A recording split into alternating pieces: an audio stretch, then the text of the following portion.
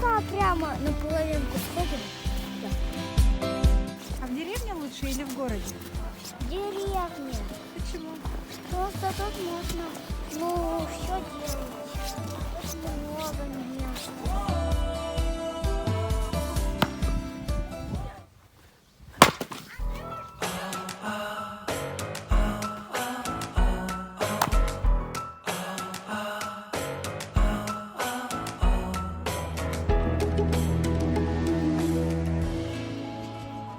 Андрюш, а что ты строишь? Я стою тут, чтобы ягодки росли. Ты сажаешь? Да. Не забочусь.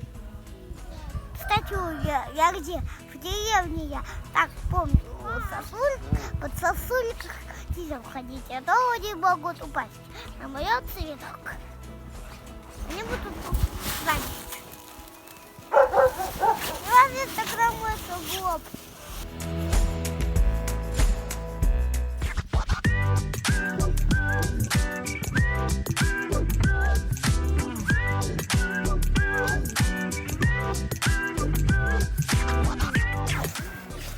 А где ваша крепость?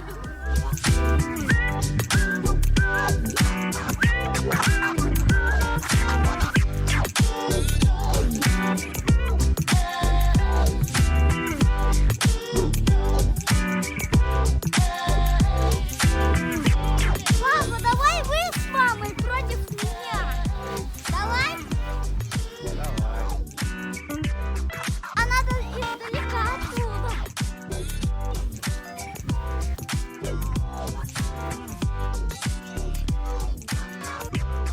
В крепости прячься, а я в тебя кидаю.